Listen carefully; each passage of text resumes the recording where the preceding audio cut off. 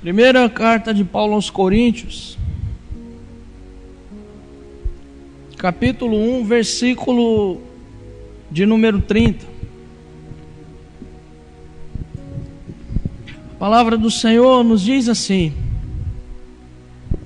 mas vós sois dele em Jesus Cristo, o qual para nós foi feito por Deus sabedoria e justiça e santificação e redenção. Amém? Queridos irmãos, quando eu penso em pregar diretamente Jesus Cristo, eu fico maravilhado. Falar de Jesus não é só um privilégio. Pregar Jesus é uma maravilha, é uma dádiva. Acredito que um pregador, quando ele menos sente peso na sua alma, é quando ele prega diretamente sobre Jesus. Independentemente de estar pregando numa praça, numa rua, numa casa que seja, ou diretamente na igreja uniformizada, a igreja formalizada, institucional, pregar Jesus é maravilhoso. É uma bênção extraordinária do céu, pregar Jesus. Por várias razões, as quais, se fôssemos citar aqui, não teríamos nem tempo. E quando pensamos no tema, não um tema sobre, não um evento ou um ponto que aponta para Jesus, mas quando pregamos diretamente Jesus, quando proclamamos a pessoa de Jesus, me parece que no Novo Testamento o apóstolo Paulo é aquele em quem nós podemos mais encontrar Jesus diretamente. Paulo, ainda que ele não foi um dos 12, ele é aquele que mais fala de Jesus. Todas as suas epístolas têm Jesus como o centro. Ainda que Paulo venha em algum momento tratar de conceitos morais, de conceitos éticos, de problemas e etc., Paulo é o apóstolo que mais fala de Jesus. Em todas as suas epístolas, em Romanos, nas epístolas aos Coríntios, em todas as suas cartas. E eu acredito que, embora toda a palavra de Deus é inspirada pelo Espírito Santo, eu acredito que cada texto da Bíblia, cada contexto, cada propósito proclama Jesus, proclama Cristo. E é claro que a revelação ela vai progredindo até se tornar a mais clara possível. O Novo Testamento é a plena revelação de Deus, com as suas raízes no Antigo Testamento, é claro, é óbvio. Toda a Escritura é a palavra de Deus inspirada. Mas existem textos claríssimos sobre Jesus que eu particularmente fico fascinado só de lê-los, de tão maravilhosos que são. E eu acredito que nós, pregadores, hoje, temos que seguir os passos desse abençoado apóstolo e ir diretamente ao texto e proclamar Jesus da forma que ele veio, da maneira que o texto veio.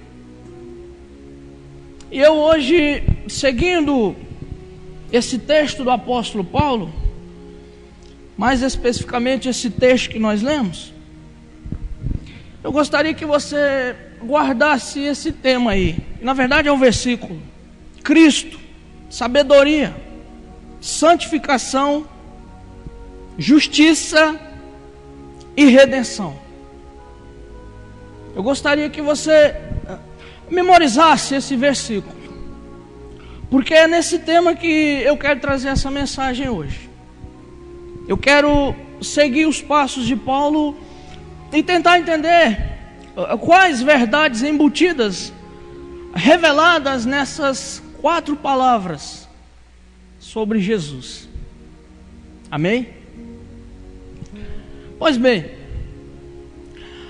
veja como que Paulo, ele inicia essa carta, ele faz toda a sua saudação, faz como que me parece uma pequena introdução aos problemas que ele irá tratar na igreja de Corinto. Mas me parece que esse versículo aí, ele vai ser a base, a raiz fundamental na qual Paulo vai dar solução para a grande maioria dos problemas da igreja de Corinto. Paulo faz isso nas suas cartas. Paulo lança um versículo, um texto, e depois discorre nele em todas as epístolas. Aí assim, Romanos, me parece que é isso aqui nessa carta. E quando Paulo lança o fundamento, Paulo faz questão de dizer que Cristo é sabedoria. Ou melhor, que Deus fez de Jesus Cristo sabedoria. Cristo é a sabedoria de Deus para nós, para a igreja. E em Cristo nós temos a sabedoria de Deus ao nosso favor. Mas tudo está contido em Cristo. Tudo aquilo que é mais de estimado no intelecto, na inteligência, aquilo que poderíamos chamar de a verdadeira grandeza da sabedoria, está contido no Senhor Jesus Cristo. A sabedoria de Deus é Jesus. A sabedoria que a igreja precisa encontrar é Jesus, é Cristo. De maneira que não são verdadeiramente sábios os doutores com títulos, com PhDs e tantas coisas semelhantes a essa. De maneira que a verdadeira sabedoria não se resume aos diplomas da faculdade, não se resumem aos doutorados filosóficos e científicos, mas a verdadeira grandeza, a verdadeira expressão, a máxima da sabedoria é Jesus Cristo. Cristo. Paulo faz questão de dizer, Jesus Cristo foi feito por Deus. Aí ele diz a primeira coisa, sabedoria. E pensem vocês, no Novo Testamento, o ensinamento sobre sabedoria não é um dos mais ensinados na Bíblia. Esse tópico, sabedoria, não é tratado no Novo Testamento de forma tão clara. Significa o quê? Uma coisa, que Paulo tem um propósito específico, ainda que esse propósito seja universal para a igreja hoje, ele tem um propósito específico a tratar na igreja de Corinto. Então, por que razão é que o apóstolo Paulo diz, em primeiro lugar, Jesus Cristo é sabedoria? Foi feito por Deus sabedoria. E eu não quero me alongar aqui nessa explicação, porque eu não entendo que seja necessária, mas parece que é óbvio que o apóstolo Paulo precisava tratar um problema na igreja de Corinto. E esse problema se torna claro no capítulo 1 e no capítulo 2. E me parece claro que os coríntios, eles estavam querendo fazer uma associação do evangelho com a sabedoria mundana. Me parece que os coríntios, eles tentaram fazer um casamento do evangelho que foi pregado para eles, e me parece especificamente falando que eles queriam fazer um casamento com a filosofia grega. Eles queriam misturar o evangelho. Eles queriam associar o evangelho, a palavra que foi pregada para eles, com a filosofia grega. E alguns indícios apontam para essa verdade. Essa verdade ela se torna, do meu ponto de vista, clara por duas razões principais. A primeira delas é que Corinto era uma cidade grega, muito influenciada pela filosofia grega. E os gregos, vocês sabem, são os pais da filosofia. Do 5º século a.C. até o 1º século da nossa era cristã, nos dias de Jesus, os gregos dominaram a filosofia. Os gregos se inchavam por serem conhecidos como os detentores, como os pais da sabedoria, da especulação. A outra razão óbvia, me parece, é que a igreja de Corinto, ela estava intimamente associada com um grande pregador, com um homem muito inteligente, segundo a Bíblia, que era Apolo. Tanto é que vocês vão ver a igreja de tão partidária que ela estava. Uns diziam, eu sou de Apolo. E lá em Atos capítulo 18, diz que Apolo era um homem versado nas escrituras. Era um homem eloquente. Diz que Apolo discutia com os judeus e convencia tanto gregos quanto judeus de que Jesus era o Cristo. Então me parece que esses que diziam eu sou de Apolo, eram esses que tentaram fazer uma mistura, tentaram pegar a filosofia grega, os conceitos socráticos, platônicos e associar ao Evangelho. E Paulo diz que não é assim não. E Paulo faz questão de tratar esse problema dizendo para eles: Cristo foi feito por Deus sabedoria. Cristo é sabedoria. Não esse evangelho filosófico que vocês estão querendo ensinar. E uma nota importante: Apolo não tinha nada a ver com a corrupção dos coríntios. Mas me parece claro que era isso o problema que estava acontecendo. Isso fica claro à luz dos versículos 17 ao 26 do capítulo 1. E quando eu olho esse texto, eu fico fascinado, porque Paulo diz que a palavra da cruz é loucura para os que perecem, mas para nós, os que somos salvos, é o poder de Deus. E Paulo diz, está escrito: destruirei a sabedoria dos sábios e aniquilarei a inteligência dos inteligentes. E ele diz, onde está o sábio? Onde está o escriba, o inquiridor deste século? Onde está o grande sábio, Coríntios? E ele diz, porventura não tornou Deus louca a sabedoria deste mundo? E ele acrescenta, e ele diz, visto como na sabedoria do mundo, o mundo não conheceu a Deus pela sua sabedoria, sabedoria humana, ele diz assim, foi do agrado, aprove a Deus salvar os crentes pela loucura da pregação. Então veja como Paulo fala de sabedoria.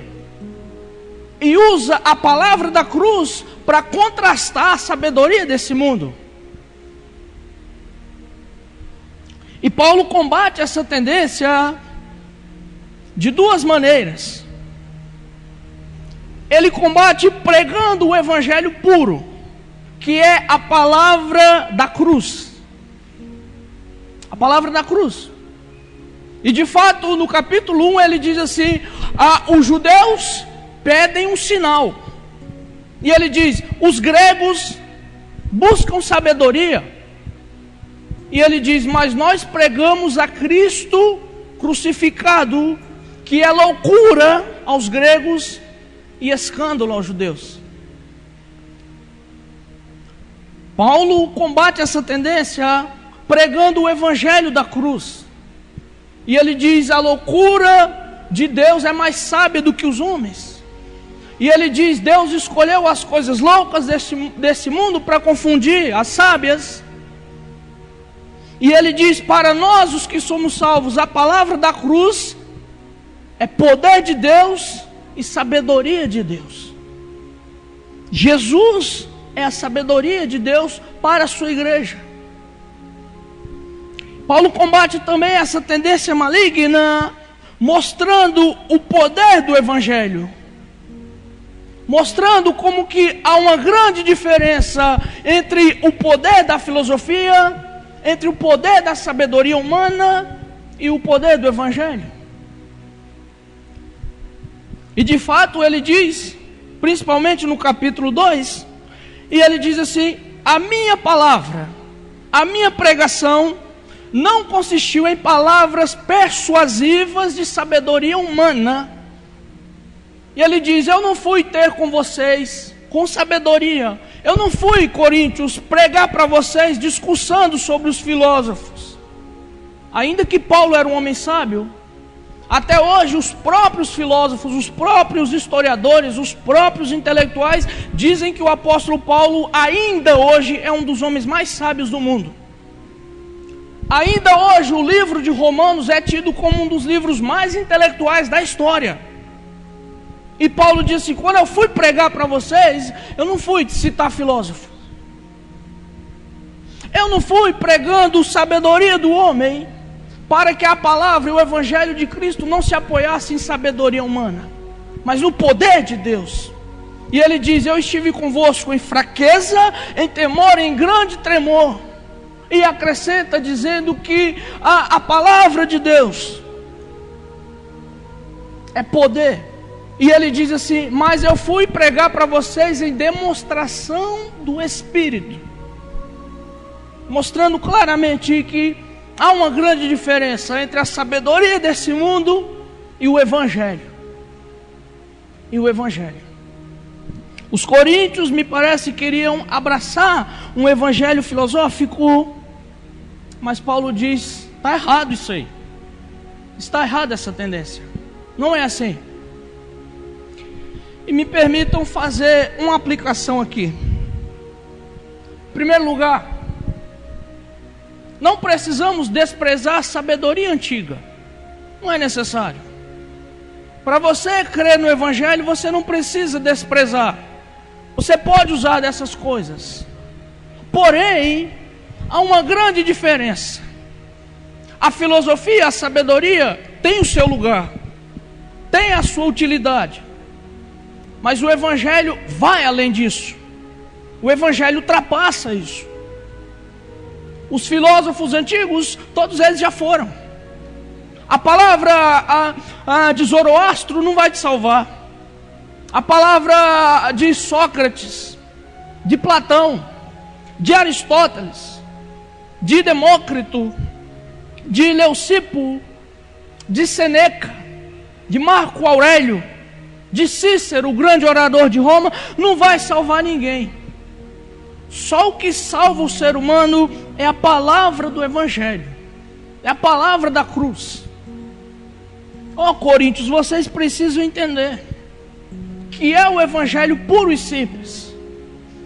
Em Romanos 1,16, Paulo diz assim: o Evangelho é o poder de Deus para a salvação.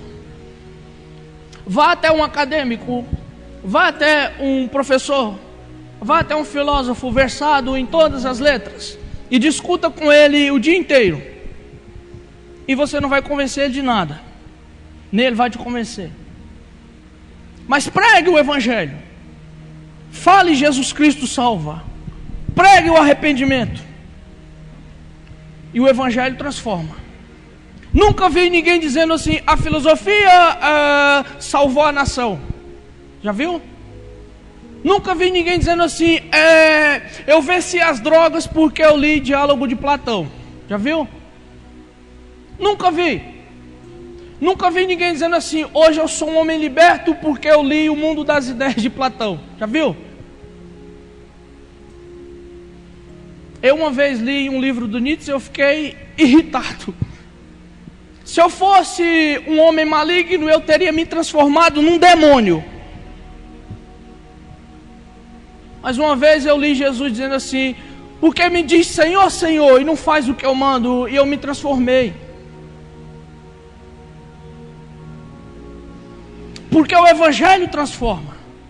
A filosofia tem o seu lugar, As ciências humanas, a psicologia, as medicinas psicossomáticas têm o seu lugar, mas o Evangelho é maior do que essas coisas.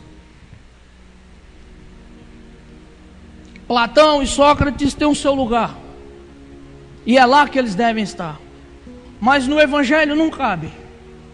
No Evangelho, na palavra da cruz, só cabe aquilo que o Senhor mostrou, e assim.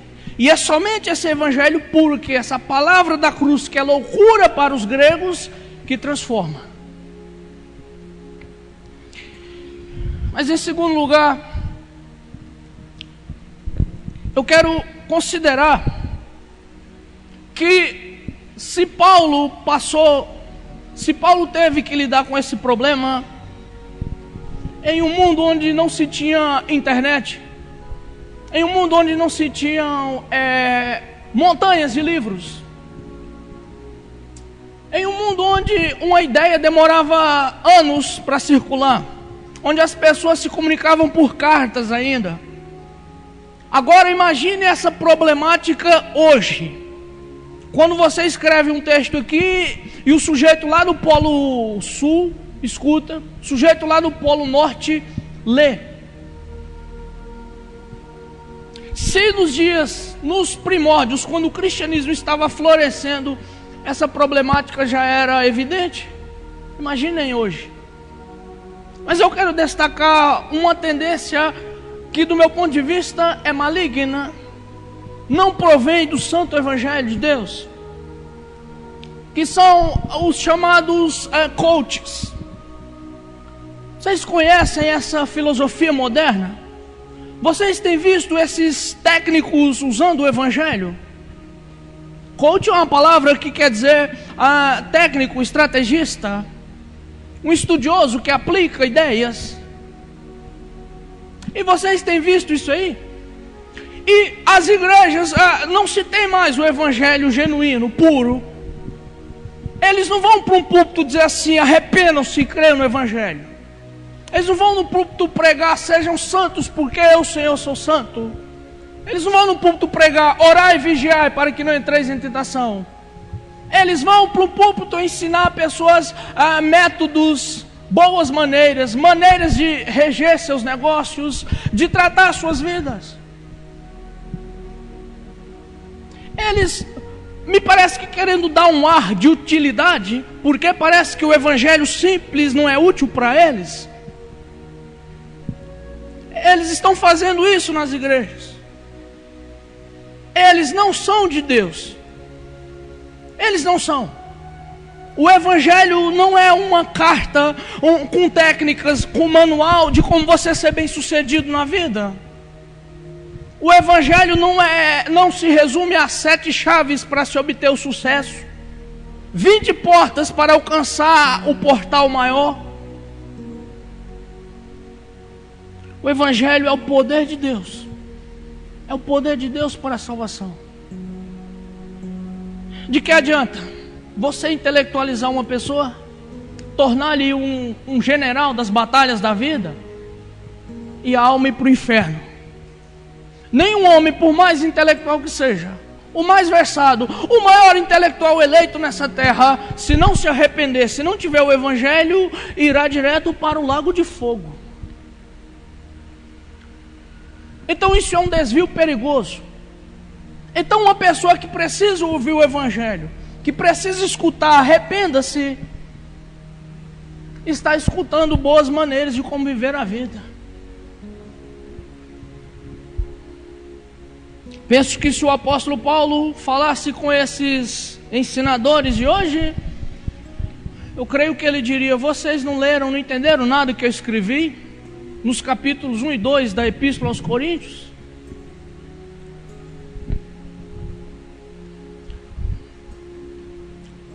Jesus Cristo é a sabedoria. Jesus. A sabedoria que eu e você, irmãos, precisamos está em Jesus. Está em Jesus. Nós somos as pessoas mais sábias da terra. Quando alguém disse Jesus é a salvação, e o seu coração foi aberto pelo poder do Espírito, você entrou para o rol dos mais sábios da terra. não sábios segundo esse mundo. Porque o próprio Paulo diz: falamos a sabedoria de Deus, não a sabedoria desse mundo, mas a sabedoria dos perfeitos. Então Cristo é sabedoria, nossa sabedoria. Tudo que eu e você precisamos conhecer, tudo que é essencial, está em Cristo. Em Cristo. Em Cristo. Não que as outras coisas não sejam necessárias, elas são, mas no que compete a elas. Evangelho é evangelho. Ciências humanas são ciências humanas e não se casam elas. Não se misturam. Amém? Mas Paulo diz, em segundo lugar, que Cristo não somente é sabedoria, mas que Cristo também é justiça. Ele diz: Cristo foi feito por Deus em nosso favor, ou para nós, sabedoria e justiça. E por que justiça? Por que que Cristo foi feito nossa justiça? A nossa justiça para com Deus e a justiça de Deus para conosco. De Deus para nós, Jesus é a nossa justiça. Nós para Deus, Jesus é a nossa justiça. Deus fez de Cristo sua própria justiça, e eu e você em Cristo somos justiça de Deus, porque Cristo é a nossa justiça. E quando nós falamos de justiça na Bíblia, a primeira verdade evidente é essa: que eu e você pecamos contra Deus, pecamos. Deus é santo, Deus é poderoso, Deus é puro, e através dos nossos pecados, nós podemos dizer assim, eu e você ferimos a comunhão, nós quebramos a nossa relação entre Deus Pai Santo e nós, seres humanos. Todos nós em Adão caímos, pecamos. Romanos 3:23 diz: todos pecaram e separados, cortados, destituídos estão da glória de Deus. Caímos. E precisava-se que a justiça fosse feita, que a justiça, a ira de Deus fosse aplacada, que o pecado fosse expiado, fosse encoberto, fosse expurgado, fosse eliminado.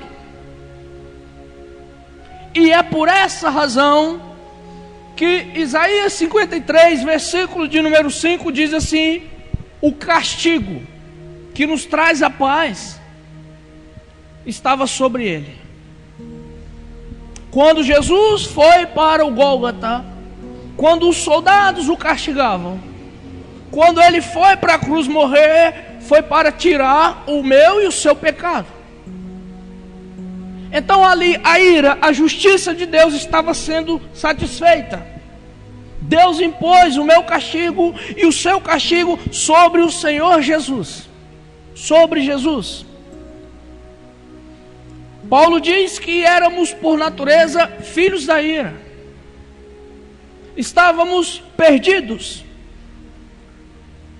Mas Jesus, ele, ao morrer na cruz, ele disse assim, que o seu corpo, como a semelhança de um véu, foi rasgado, e através desse nós temos acesso ao Pai.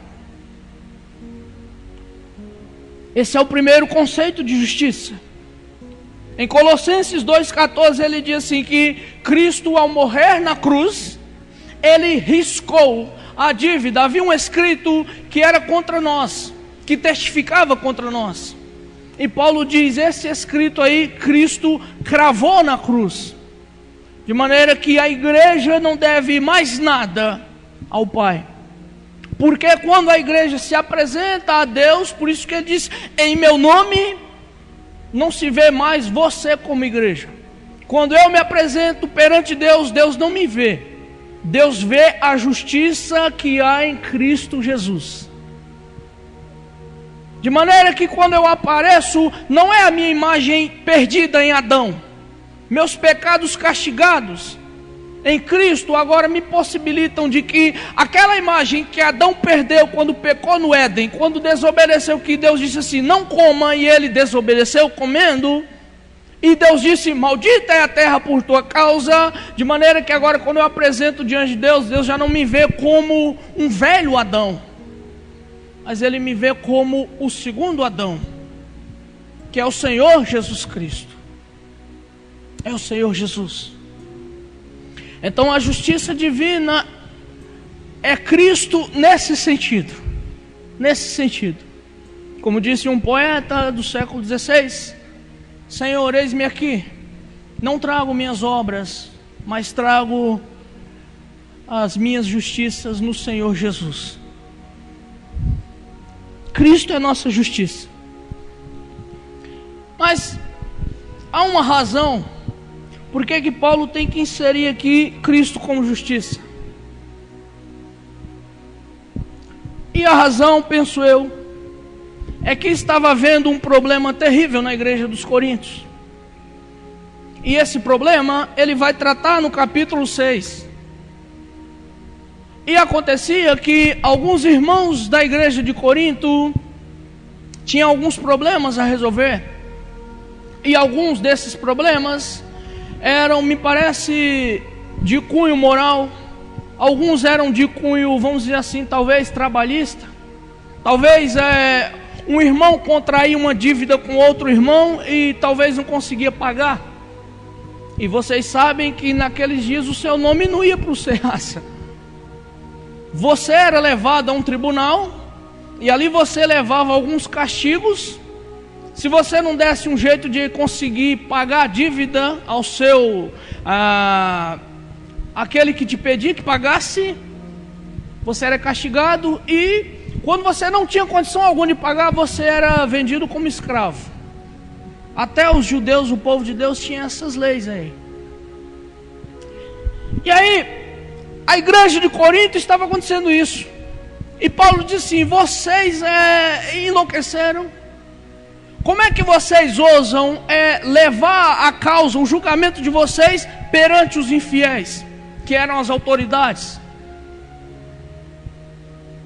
Então quando Paulo diz assim, Cristo é nossa justiça, penso eu que ele estaria dizendo, Coríntios, será que Jesus faria isso que vocês estão fazendo? Por que é que vocês agora estão querendo justiça? Por que que você quer justiça com o seu irmão?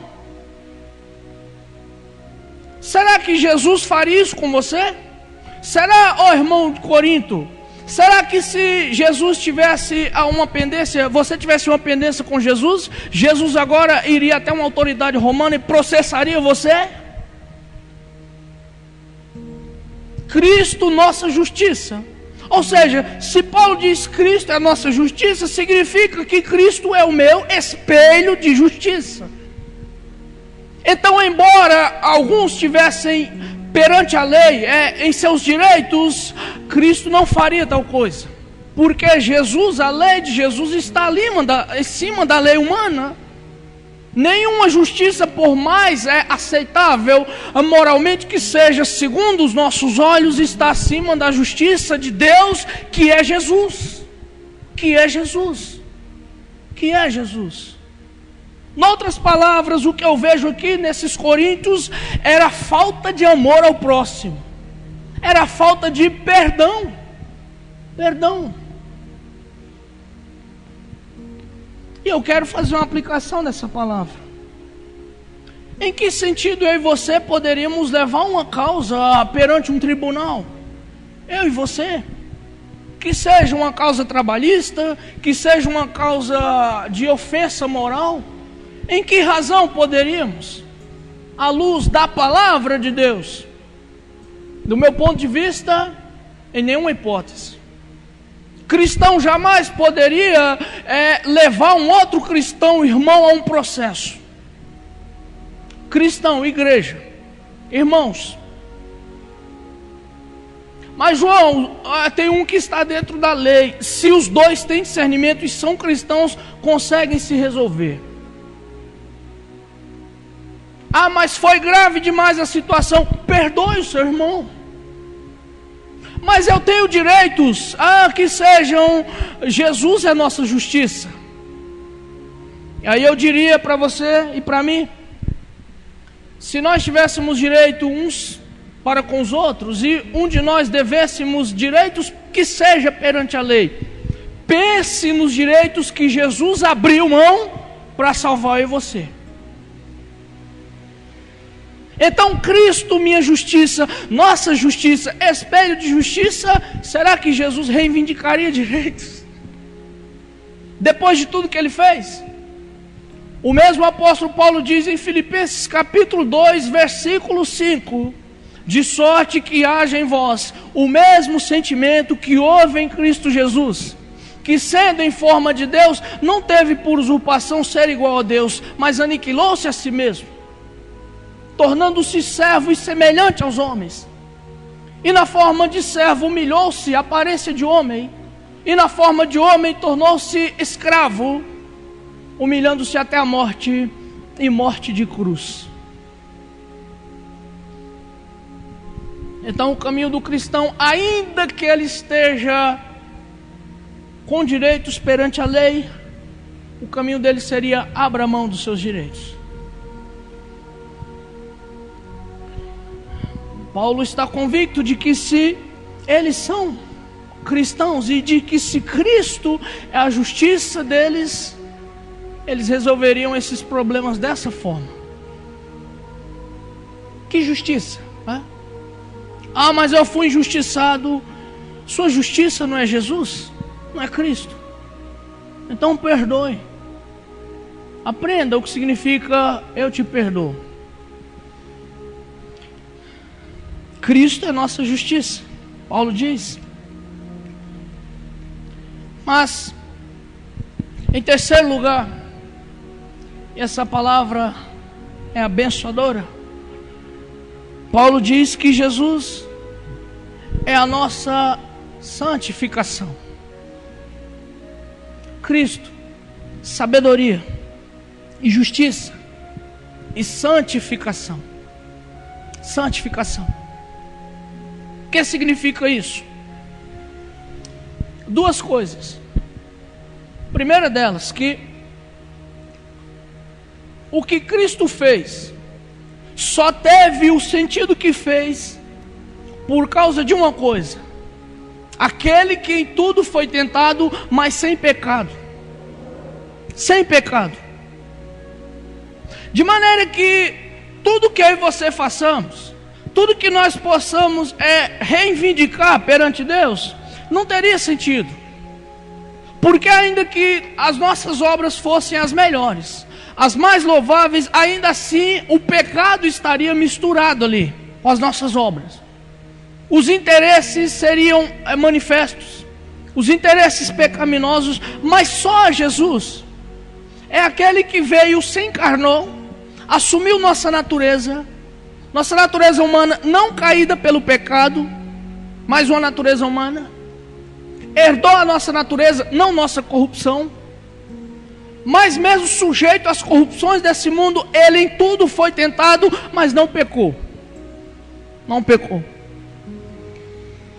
Cristo é a santificação da igreja, porque Cristo é o representante da igreja. Então Cristo é a nossa santificação, de maneira que até as nossas obras, o apóstolo Paulo diz assim: em Cristo. Em Cristo. Quando os apóstolos estavam com Jesus, ele disse assim: vocês já estão limpos pela minha palavra. E o que era a minha palavra? Se estiverdes em mim e as minhas palavras estiverem em vocês. De maneira que a igreja, ela está embutida em Jesus. A igreja não está separada de Jesus. O que Jesus Cristo é, hoje a sua igreja é. Em Cristo. Em Cristo. Cristo é a nossa santificação.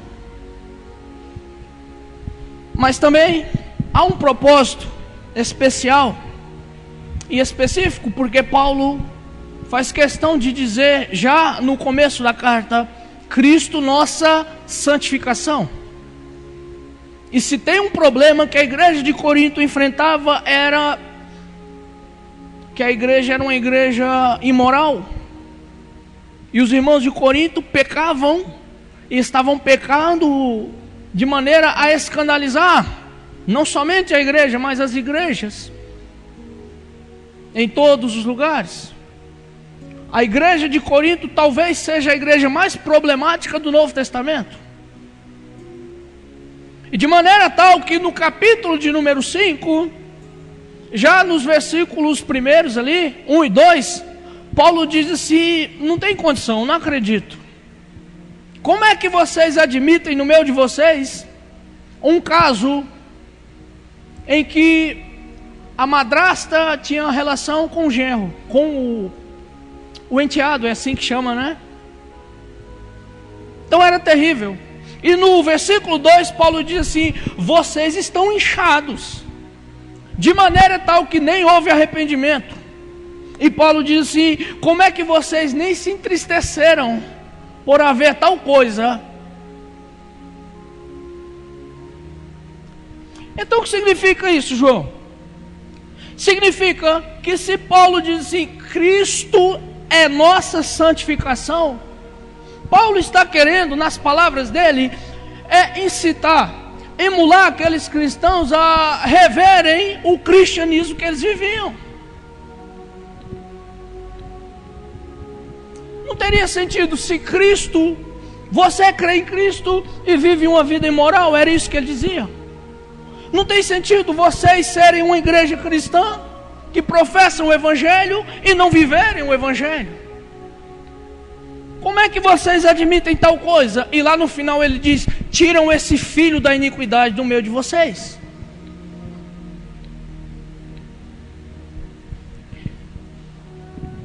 Cristo, nossa santificação.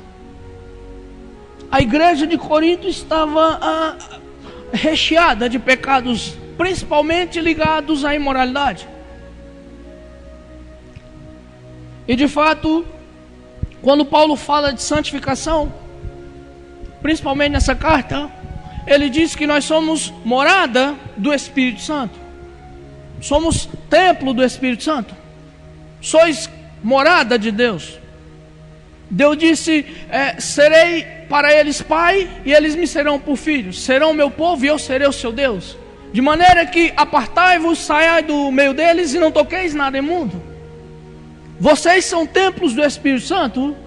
E havia um pecado pior na igreja de Corinto.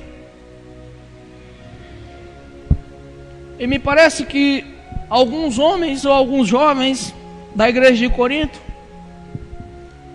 que participavam dos cultos, que eram da igreja, eles se prostituíam. Porque Paulo diz: vocês são templo do Espírito Santo. Vão pegar os membros do corpo de Cristo e unir-se-ão com as prostitutas, fazendo-se com a prostituta um só corpo. A igreja estava vivendo uma vida imoral terrível. Terrível. E aí tem um dado importante. Tem algumas pessoas que estão revoltadas com a igreja institucional, e uma das falas deles é assim: a igreja tem que voltar a ser como a igreja do Novo Testamento. Ela já é igual, já. A igreja tem bênçãos lá no Novo Testamento, mas também tem seus problemas terríveis lá também. Pois bem, e como é que Paulo trata esse problema? Ele trata mostrando Jesus. Jesus é o espelho da igreja. Não tem sentido um cristão. Eu pergunto para vocês: hoje nossas igrejas passam por esse problema ou não passam? Será que não estou falando talvez a grande maioria, mas será que a vida santa, principalmente o pecado ligado de cunho sexual, não é um pecado, vamos dizer assim, que está esparramado nos seios das igrejas? Desde que eu me converti, eu tenho andado nos seios da mocidade, eu tenho estado com muitos jovens. E eu sei que esse é um problema. E eu sei que a grande maioria não cultiva a santidade.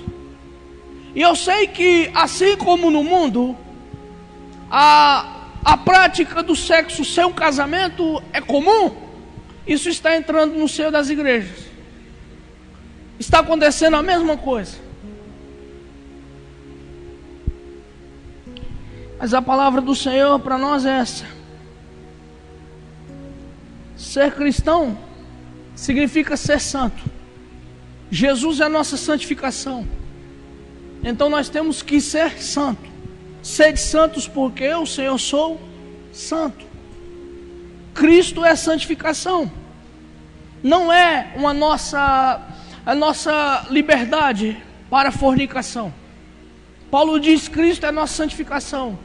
Não uma carta, uma liberação para fazermos o que quisermos com o nosso corpo. Cristo é nossa santificação.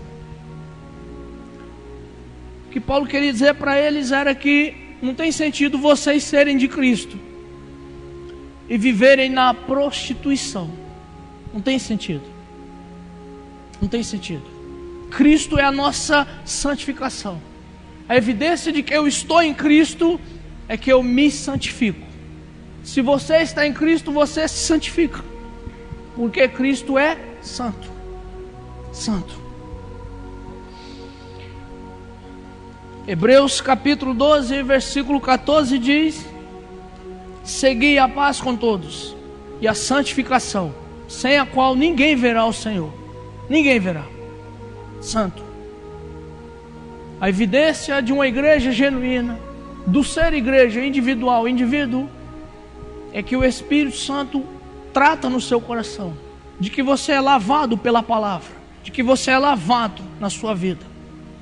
E as pessoas dizem: lá vai um homem santo, lá vai um jovem santo, porque Cristo é nossa santificação. Estar em Cristo significa estar santo. Santo. Mas eu quero finalizar. E Paulo diz, em último lugar, que Jesus é nossa redenção. Cristo é nossa redenção. E eu quero aqui pensar com vocês, da forma mais simples, o que significa redenção? O que significa, o que Paulo quer dizer quando diz Cristo é a nossa redenção? E pensem vocês, o que é redenção? Vou dar alguns exemplos aqui. Redenção é quando você realiza um ato pelo qual você é redimido, ou você realiza um ato para que outro seja redimido. Redenção, segundo o dicionário Aurélio, ato ou efeito de redimir.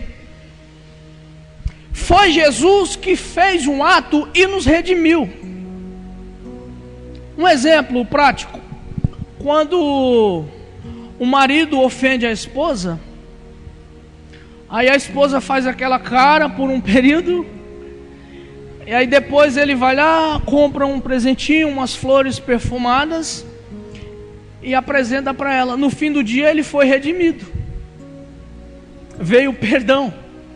Um exemplo: num jogo de futebol, quando um jogador, principalmente o zagueiro, ele faz um gol contra, aí passa-se o jogo inteiro, ele fica correndo toda hora para a área, para alguém lançar a bola na área para ele fazer um gol de cabeça. Aí quando ele faz, aí o narrador diz assim: foi redimido.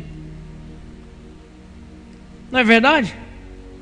São os exemplos mais básicos de remissão, de redimissão. Meu irmão, quando Jesus assumiu aquela cruz, quando o apóstolo Paulo diz assim, em 2 Coríntios 5, 21, aquele que não conheceu o pecado, que é Deus, que nunca pecou, Deus não pode pecar jamais, fez dele, Jesus, pecado por nós, para que nele fôssemos feitos justiça de Deus. Então, quando Jesus assumiu aquela decisão, estou indo para o Gólgota, que ele foi para o Getsemane e agonizou, e ele agonizava e dizia: Pai, se possível, passa de mim esse cálice. E a agonia era tão terrível, não era dor física, era a pressão, era o pecado que era da humanidade, estava sobre Jesus. Quando Jesus foi crucificado, diz a Bíblia que houve trevas, foi a hora do pecado. Quando Jesus foi ser entregue, ele disse assim: já vem o príncipe deste mundo, a hora das trevas é agora. Lá naquele ato, ele estava morrendo em nosso lugar, estava morrendo para nos redimir, para nos redimir. Mas sabe o que isso significa? Que a igreja de Jesus, ela já é santa, não é completamente santa ainda. Ela já é justificada, não é completamente transformada, mas ela é redimida. Paulo está dizendo para esses coríntios assim: por mais que vocês não tenham sido sábios, abraçando filosofias imundas, por mais que vocês não tenham sido justos, levando os vossos irmãos aos tribunais, por mais que vocês não estejam santificados, por mais que vocês deem um péssimo testemunho, em Jesus está a vossa redenção. Paulo mostra o grave pecado deles, mas também mostra Jesus. E eu vou dizer para vocês, nem eu nem você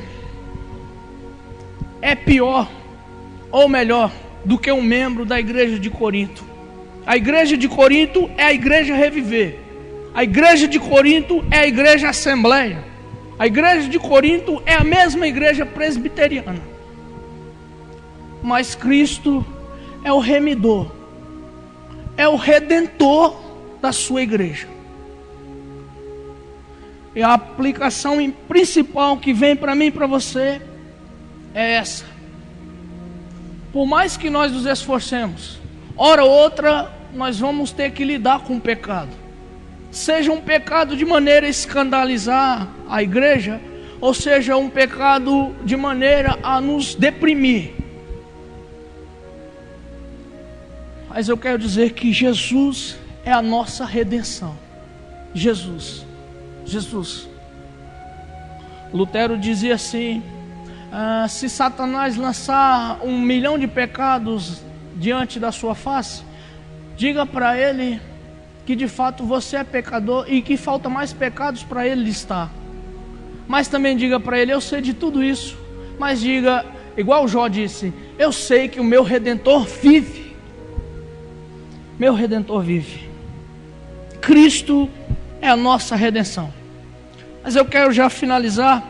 Quando Paulo fala de redenção nessa carta, ele não tem somente como propósito falar da redenção aqui e agora.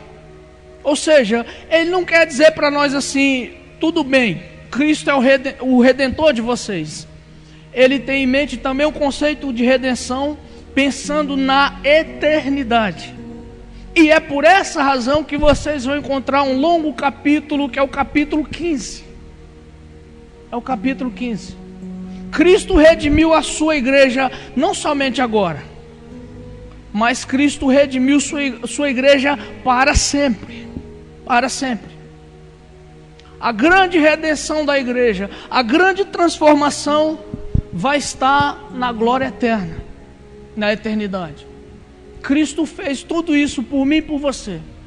Cristo foi feito por Deus, a verdadeira sabedoria, aquele que orava: Pai, graças te dou, porque ocultaste essas coisas aos grandes entendidos e as revelaste aos pequeninos, às criancinhas. Cristo é a nossa sabedoria, igreja. Cristo é a nossa justiça. Cristo, Ele é a nossa santificação. Eu e você podemos ser santos em Cristo. E Cristo é a nossa redenção, presente e eterna. Amém? Vamos orar? Vamos ficar de pé?